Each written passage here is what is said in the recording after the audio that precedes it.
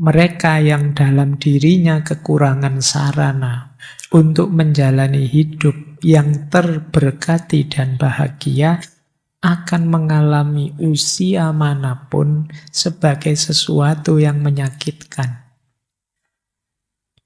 Tapi bagi mereka yang mencari hal-hal baik dalam dirinya, apapun yang diberikan oleh alam kepadanya tidak akan merasa susah.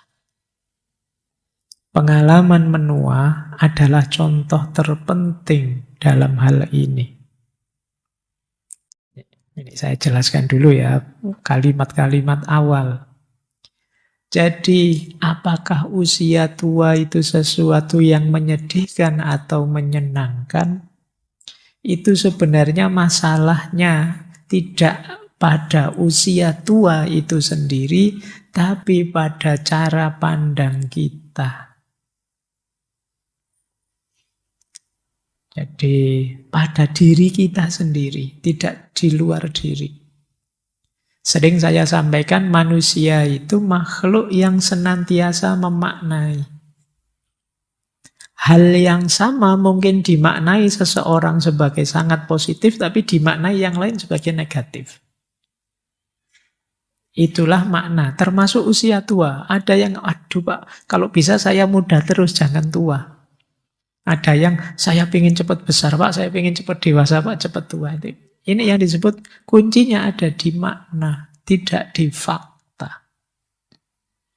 Jadi manusia itu jarang yang berhenti di fakta. Biasanya dia selalu lanjut ke makna. Ya, misalnya saya datang agak telat tadi 10 menit. Itu kan faktanya sebenarnya cuma saya telat 10 menit. Tapi maknanya diisi kepala kalian masing-masing itu bisa beda-beda. Ada yang, wah ternyata katanya harus on time, menghargai waktu. Pak Faiz ternyata enggak juga. Ada yang baca itunya. Ada yang, alhamdulillah Pak Faiz enggak on time, saya enggak terlalu kesusu-susu, jadi santai saja. Maknanya bisa beda-beda. Faktanya sama. Usia tua juga begitu. Jadi tergantung dirinya. Kalau orang cara pandangnya positif, bahkan hal-hal yang negatif bisa dibaca positif. Dia tidak akan merasa susah. Jadi bagi mereka yang mencari hal-hal baik dalam dirinya, apapun yang diberikan oleh alam padanya, dia tidak akan susah. Jadi kita mengalami apa saja, itu bisa kita maknai positif, bisa kita maknai negatif. Sakit bahkan itu bisa positif. Jadi dengan sakit mungkin kita jadi lebih dekat dengan Tuhan. Dengan sakit kita mungkin jadi lebih tangguh setelah itu. Dengan sakit kita sadar betapa berharganya orang-orang di sekeliling kita yang selama ini kita abaikan. Jadi, maka penting ya dalam hidup ini ternyata kuncinya orang hidup itu di mindsetnya. Cara pandangnya. Usia 50 tahun misalnya, itu besok hari Sabtu kita bikin acara itu bisa saja dikeluhkan, disesali, bisa juga disyukuri. Alhamdulillah sampai usia 50 saya masih sehat.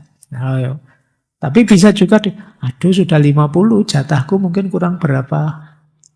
Melihatnya bisa begitu. Jadi ini ya, memaknai usia berarti kuncinya tidak pada usia itu sendiri, tidak pada tua itu sendiri, tapi pada cara berpikir kita, cara kita menanggapi. Lanjut ya, kata Cicero, semua orang berharap mencapai usia lanjut. Tetapi ketika usia lanjut itu datang, kebanyakan dari kita mengeluhkannya. Orang bisa sedemikian konyol dan tidak konsisten. Jadi ada orang itu yang nyari enaknya saja atau nyari jeleknya saja. Wah ini kalau saya sudah pensiun rasanya enak ya, bisa santai-santai, tidak dikejar-kejar deadline kerja. Begitu pensiun beneran, hidup kok rasanya hampa gini ya, tidak bisa melakukan apa-apa, tidak dianggap orang lagi, tidak kreatif lagi. Itu selalu sudut pandangnya mengambil negatifnya. Padahal dulu didamba-dambakan. Begitu ngalami beneran kok malah drop. Enak rasanya ya kalau punya pasangan gitu. Apa-apa bisa berdua, bareng, tidak sendirian. Begitu punya pasangan, aduh jadi tidak bebas. Apa-apa harus. Kan kita sering begitu. Kita selalu ngambil sudut tidak enaknya dan kesitulah pikiran kita menuju. Padahal enaknya juga kita alami, tapi tidak pernah kita anggap. Kita hanya melihat negatifnya.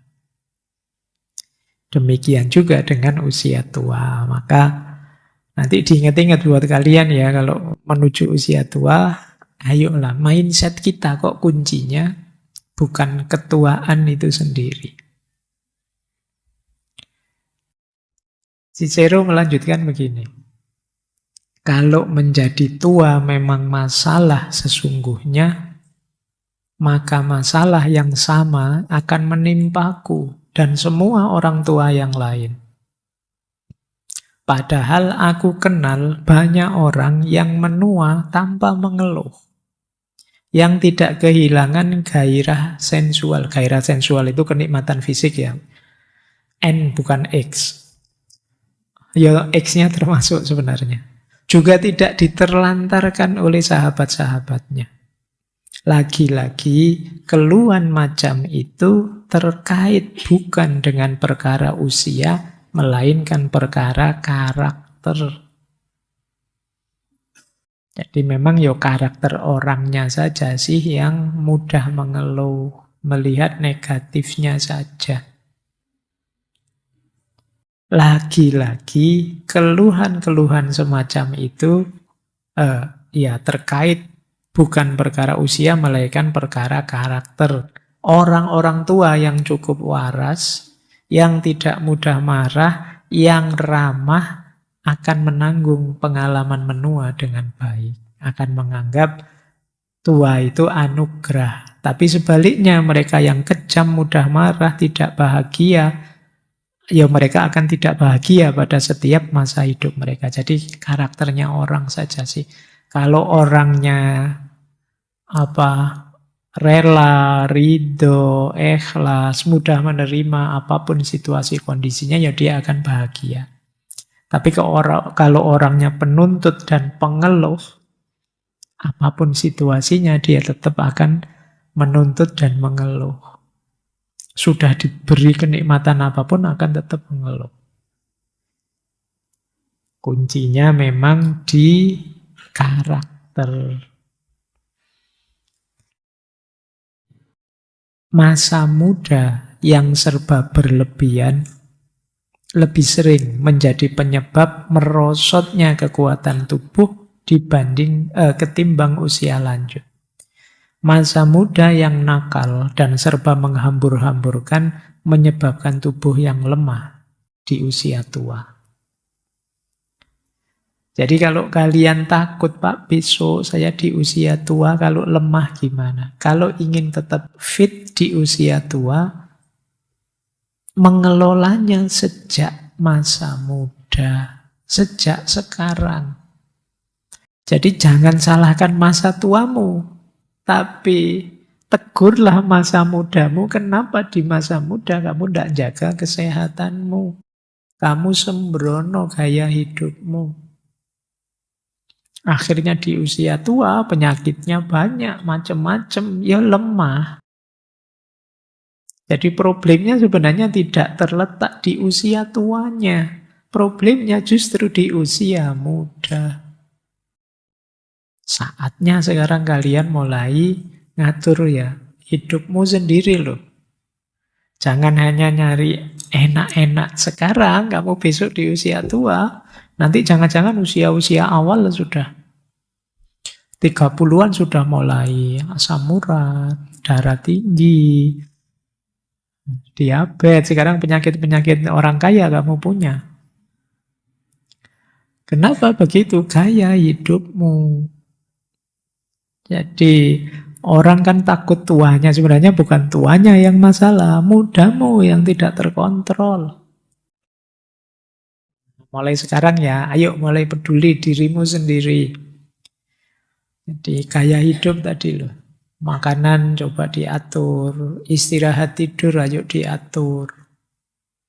Biar tidak menyesal besok. Nanti belum terlalu tua sudah. Sekarang kemarin banyak itu cerita-cerita generasi hari ini banyak yang masih muda sudah cuci darah.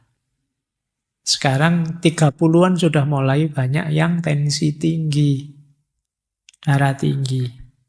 Banyak yang lambung. Dulu orang sakit perut itu ya mah saja sih paling. Ya paling keren ya mencret, mules gitu aja. Sekarang yang banyak asam lambung. Asam gaya hidup itu tidak cuma makanan, termasuk kebiasaanmu tertekan, gampang stres, psikosomatis itu banyak. Itu juga masalah. Sering overthinking, insecure, itu kan penyakit-penyakitmu. Itu juga ya bisa saja nanti di usia tua berefek. Jadi kamu mengkritik, wah orang tua nanti di masa tua lemah saya Pak, dibalik oleh Cicero. Ya problemnya tidak di masa tua. Problemnya justru masa mudamu sekarang yang sembrono. Tidak hati-hati. Dilanjutkan lagi oleh Cicero. Oke ya. Tapi katakanlah usia lanjut memang membuat kita lemah. Memangnya kenapa? Oh itu, ini sudah agak tinggi nadanya ini.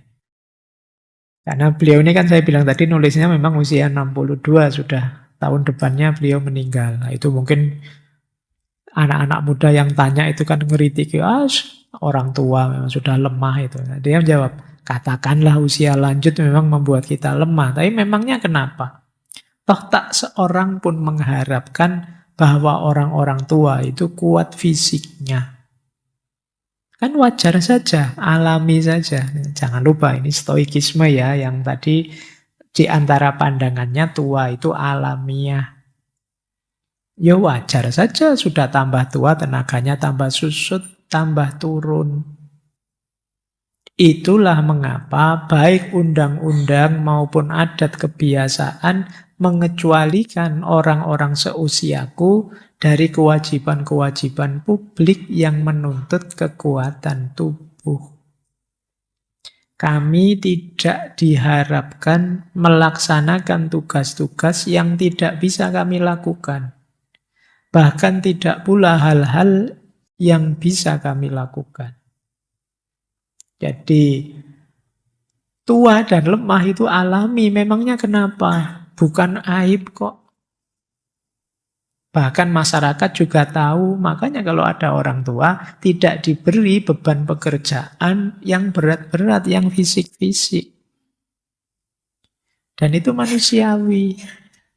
Jadi kenapa kok kita takut kalau tua nanti jadi lemah? Itu bukan aib. Itu hukum alam, sunnatullah. Tidak masalah. Justru kalau ada orang ngerti orang tua kok disuruh kerja fisik, angkut-angkut yang berat yang dia tidak kuat, kita menyebutnya dia tidak manusiawi. Lah kenapa kita menuntut orang tua harus kuat? Jadi kalau ada orang protes, Pak, saya takut tua, Pak, nanti kalau di usia tua saya lemah. Loh emangnya meskipun kamu takuti, besok kamu jadinya tidak tua, atau kalau tua tetap kuat, kan tidak mungkin. Wong kita ini manusia biasa. Kalau bahasanya Imam Ghazali, ya itu sesuatu yang ijbari. Ijbari itu ya sudah memang kenyataannya begitu, takdirnya begitu. Untuk sesuatu yang ijbari, seandainya kita mengalaminya, yaitu bukan aib. Jadi ini Imam Ghazali kan bicara tentang akhlak sebenarnya. Imam Ghazali membedakan antara kholq dan khuluk. Kalau khuluk itu karakter batin, kalau kholq itu fisik, termasuk kekuatan fisik itu kholq. Kholq itu ijbari. Fisik kita ini ya paket jadi kan. Kalian wajahmu seperti itu, rambutmu begitu, itu kan kamu dapat begitu saja begitu. Kamu Nggak bisa nawar, kamu nggak bisa milih. Ya Allah, Pak, mbok rambut saya dulu kayak siapa? Mbok saya dulu anaknya presiden, Pak, bukan anaknya itu misalnya. Kamu kan nggak bisa nawar begitu. Makanya itu situasi yang ijbari. Kalau untuk sesuatu yang ijbari, ya itu ndak salah, ndak dosa, ndak aib. Jadi kalau kalian misalnya, Pak wajah saya kok ndak cakep, kok cenderung jelek ya Pak, ndak apa-apa, ndak dosa itu. Ngapain kamu mengeluh? Bukan aib juga. Wajah saya kok ndak seperti bintang film, Pak, ndak apa-apa, ngapain kamu keluhkan? Itu sesuatu yang memang paketan sudah. Paket jadinya begitu. Jadi anggap saja itu ujian. Kalau masih berat ya, kalau berat sebagai azab ya ujian sajalah dari Allah biar kamu. Kalau diuji dengan wajah yang seperti itu gimana? Seperti saya bilang minggu lalu ya, tadi sebenarnya wajah jelek itu lebih istiqomah daripada yang cakep. Kenapa lebih istiqomah? Yo mudanya jelek, tuanya ya tetap jelek. Tapi kalau yang cakep-cakep itu mudanya cakep sih, ganteng, luar biasa cantik, nanti tuanya ndak konsisten malah jadi lebih jelek. Dan itu juga bukan sesuatu yang harus dikeluhkan, sunnatullah, ijbari. Maka untuk sesuatu yang ijbari, ya ngapain kita takut? Ngapain kita ngeri? Biasa saja, biar saja. Nggak apa-apa. Pak, saya tambah tua, tambah lemah, ya wajar. Lebih aneh kalau, Pak, saya itu tambah tua kok tambah kuat. Ya nggak mungkin. Ada yang nggak beres kalau memang begitu. Jadi jawabannya itu ya. Jadi kalau ada orang ngomong, Pak saya takut tua Pak, nanti di usia tua saya lemah. Jawaban pertama, mungkin problemnya tidak di usia tuanya, tapi usia mudamu. Usia mudamu sembrono, jadi sekarang terus jadi banyak penyakit, kamu tidak karu-karuan hidupmu sekarang. Dan yang kedua, kenapa kamu harus gelisah? Sunnatullahnya wajarnya memang begitu. Orang itu tambah tua ya tambah lemah. Kata Cicero, aku tidak lagi mengidamkan kekuatan masa muda. Sebagaimana ketika muda aku menginginkan kekuatan seekor banteng atau gajah. Orang harus menggunakan kekuatan yang mereka punya secara pantas. Berapapun usianya.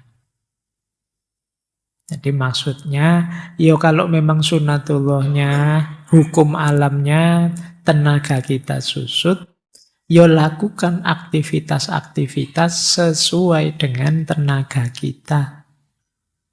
Yang pantas, yang cocok, yang sesuai. Jadi jangan dikeluhkan turunnya kekuatanmu, tapi manfaatkanlah semaksimal mungkin sisa kekuatan yang kamu miliki. Sisa tenaga yang kalian punya untuk melakukan kebaikan apapun, kemaslahatan apapun, kontribusi apapun sesuai tenaga dan usia kita. Jadi orang harus menggunakan kekuatan yang mereka punya secara pantas berapapun usianya.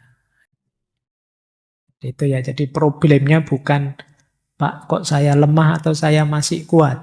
Problem utamanya adalah bisa ndak kalian dengan sisa tenaga yang kalian miliki, wahai orang-orang tua, dengan sisa kekuatan yang kalian punya, tetap melakukan kebaikan, kemaslahatan, kontribusi sosial, sebanyak yang kalian mampu sepantasnya. Jadi kuncinya di situ. Baik, sekarang terjawab sudah tentang ketakutan bahwa usia tua itu kita bertemu dengan kelemahan. Saat aku berpikir tentang usia lanjut, kudapati 4 alasan mengapa orang menganggapnya sesuatu yang begitu menyedihkan. Ketika dia mencermati, mengamati kenapa sih usia tua itu dianggap sesuatu yang menyedihkan oleh banyak orang. Yang pertama, karena usia lanjut menjauhkan kita dari hidup aktif. Tenaganya sudah mulai terbatas. Tidak bisa ini, tidak bisa itu. Sudah disuruh pensiun oleh masyarakatnya, disuruh minggir. Kita tidak bisa aktif lagi. Dan ini kan menyedihkan. Yang semula bisa banyak berproduksi, berkontribusi, menyumbangkan ini, menyumbangkan itu untuk hidup. Kemudian tidak bisa lagi. Itu mengerikan. Yang kedua, usia tua dicirikan tubuh yang mulai melemah. Nah, kalau di masa muda dulu itu tubuhnya kuat sekali, melekan kuat, kalian mau apa saja kuat lah. Tapi sekarang begitu tua, sudah mulai melemah. Kalau dulu waktu muda kalau ngerokok, bisa habis berapa itu. Sekarang sudah tua, baru nyedot sebentar, batuk. Baru sudah, nah itu beda. Ya. Jadi tubuhnya lemah. Ini mengerikan bagi orang-orang yang masih punya banyak keinginan, masih punya banyak aktivitas yang diidamkan. Yang ketiga, kenikmatannya banyak berkurang. Jadi nanti kalian akan ngalami ya. Kalau sekarang kalian belum merasakan betapa nanti kalau sudah tua, nikmat-nikmat makan, nikmat-nikmat apa saja yang ketika muda ini rasanya asik sekali, sudah banyak berkurang. Kalau sekarang kalian motoran bisa dari Jogja sampai Bali dan asik saja. Besok kalau tua, jangan harap. Kamu baru nyampe Klaten sudah masuk angin, sudah. Harus tahu diri. Jadi memang banyak berkurang. Dulu kalian bisa makan bolak-balik apa saja. Itu kalau sudah tua tidak bisa. Nanti pulang ngaji gini jam 11, jam 12 kalian mungkin di kos-kosan masih bikin Indomie, masih bikin kopi kan itu. Tapi kalau sudah tua jangan harap. Begitu malam bikin Indomie asam lambungnya naik. Terus sofanya wis tidak tenang.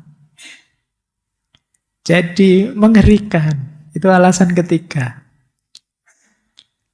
Alasan keempat, tentu saja usia tua dipersepsi lebih dekat dengan kematian. Ini sudah tidak lama lagi, sudah. Apalagi tiap hari dengar kabar, innalillahi, sahabat kita yang di sana berangkat. Tiap hari jantungan kamu. Aduh, guys, ini tidak lama lagi saya, ini mesti itu. Jadi, ini 4 alasan orang mengeluhkan usia tua. Nanti kita lihat ya, apa jawabannya Cicero kalau ada orang mengeluhkan 4 ini. Jadi sampai akhir buku itu beliau yang bahas sebenarnya 4 isu ini. Mengapa orang kok menganggap usia tua itu menyedihkan? Kita mulai ya, bismillah. Nah ini mulai filsafatan agak dalam. Sekarang kita lihat, tadi ada isu keaktifan. Kata Cicero, orang yang mengatakan bahwa tidak ada kegiatan bermanfaat untuk usia lanjut, dia tidak paham sungguh apa yang mereka katakan. Orang-orang itu ibarat mereka yang berkata bahwa seorang jurumudi tidak mengerjakan sesuatu yang bermanfaat dalam pelayaran kapal karena orang lain memanjat tiang kapal, berlarian di geladak, dan menggarap pompa-pompa, sementara dia duduk tenang di buritan, memegang kemudi. Mungkin dia memang tidak mengerjakan hal-hal seperti yang dikerjakan oleh para awak yang lebih muda. Tetapi yang dikerjakannya jauh lebih penting dan berharga. Perbuatan-perbuatan besar dilakukan bukan dengan kekuatan atau kecepatan atau kegesitan tubuh, melainkan dengan kebijaksanaan, karakter, serta daya pertimbangan yang arif. Sifat-sifat ini tidak surut pada usia lanjut, melainkan justru tumbuh subur seiring berjalannya waktu.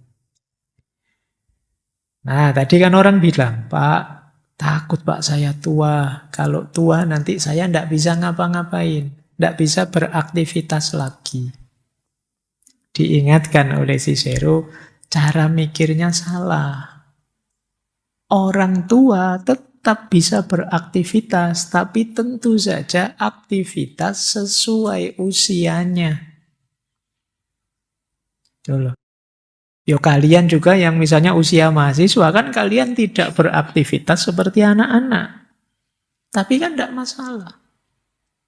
Kok kenapa orang tua beraktivitas sesuai usianya dipermasalahkan? Jadi orang tua pun ya masih bisa beraktivitas. Bahkan, kata Cicero, aktivitas-aktivitas yang dilakukan orang tua itu biasanya karena nanti fisiknya agak menurun, justru aktivitas-aktivitas yang kelas tinggi, yang berhubungan dengan kebijaksanaan, kearifan, pertimbangan rasional. Jadi justru lebih berharga. Nah, itu di situ Cicero menggambarkan kayak orang kapal ya. Di kapal itu kan ada juru kemudinya.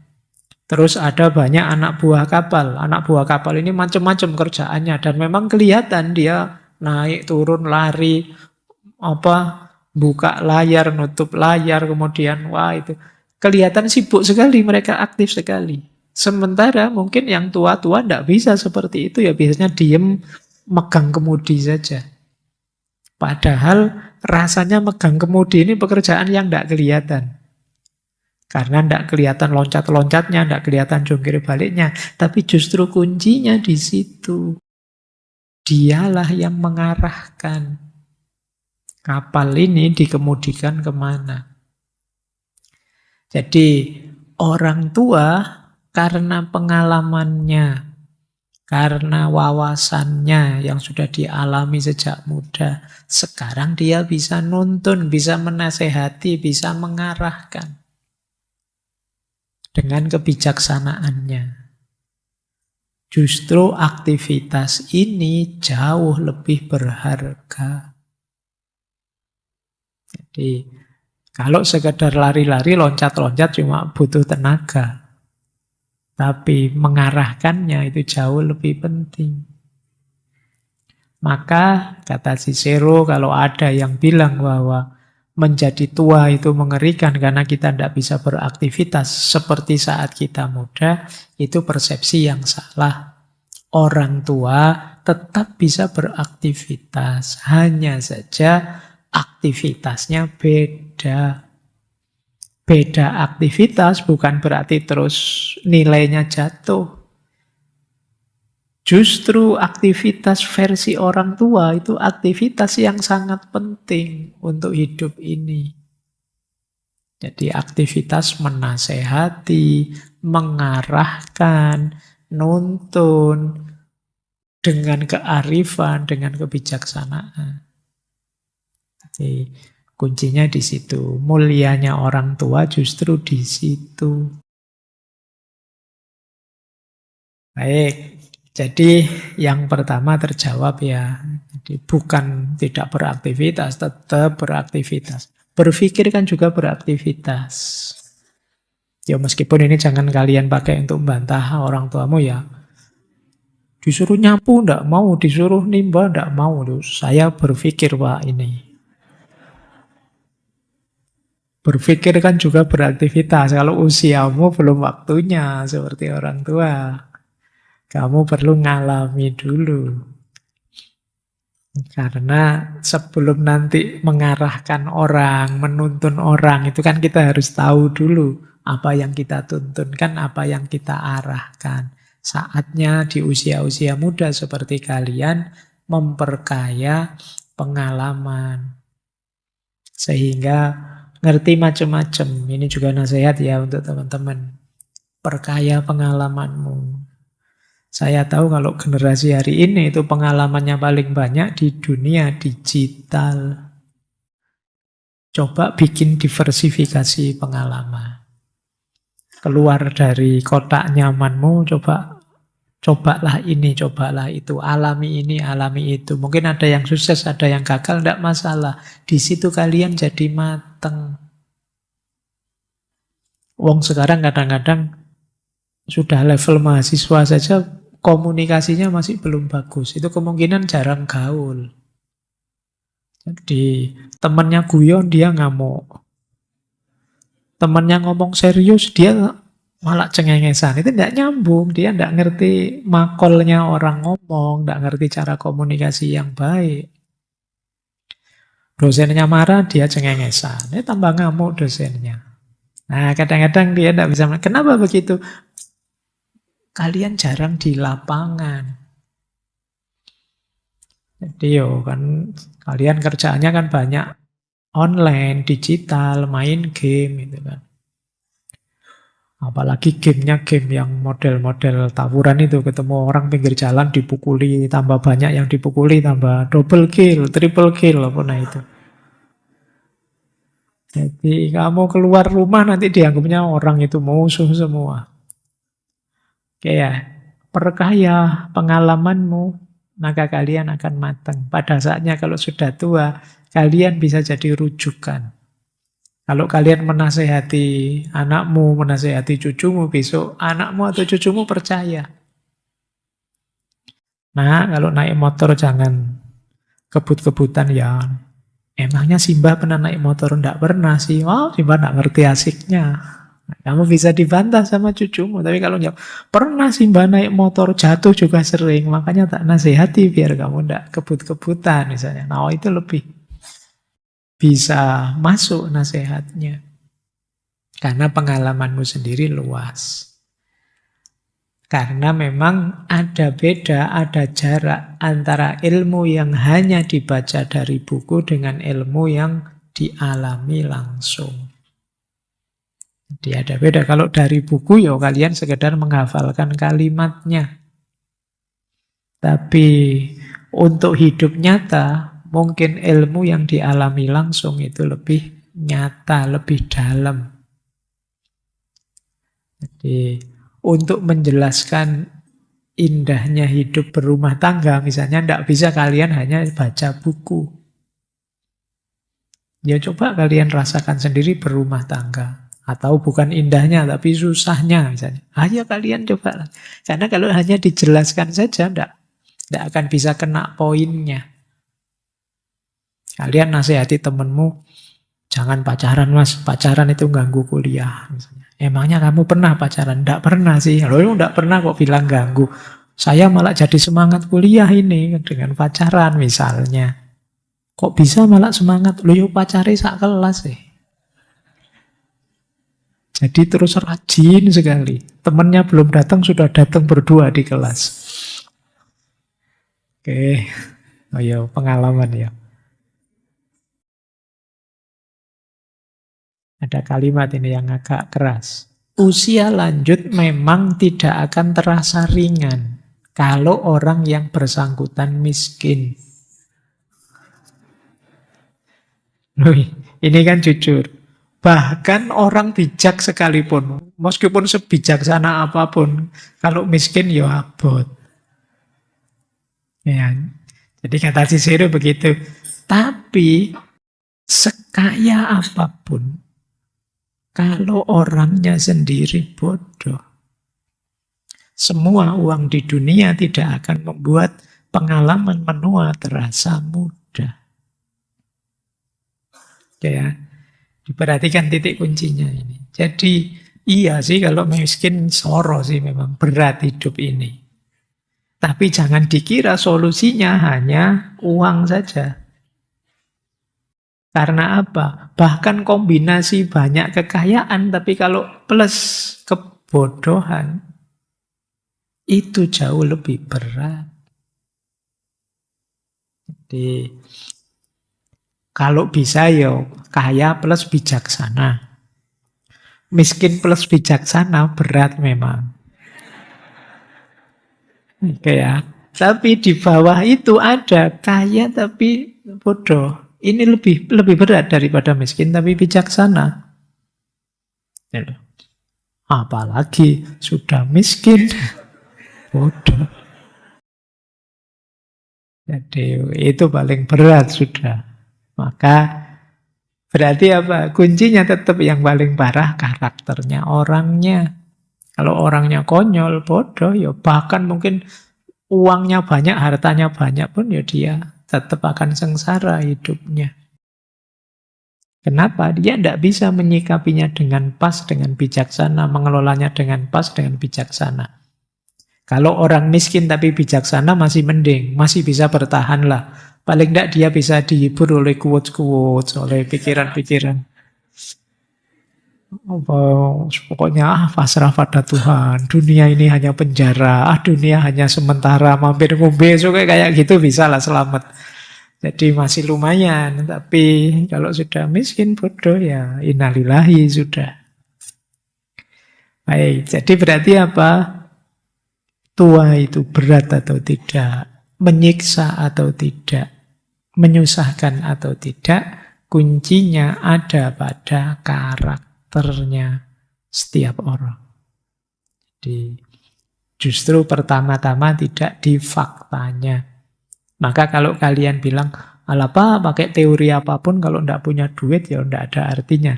Kamu tidak salah, tapi kombinasi duit itu dengan apa dulu? Kombinasi harta itu dengan apa dulu? Kalau dengan kebodohan, maka hartamu bisa saja jadi musibah dalam hidupmu. Yuk, kita lanjutkan.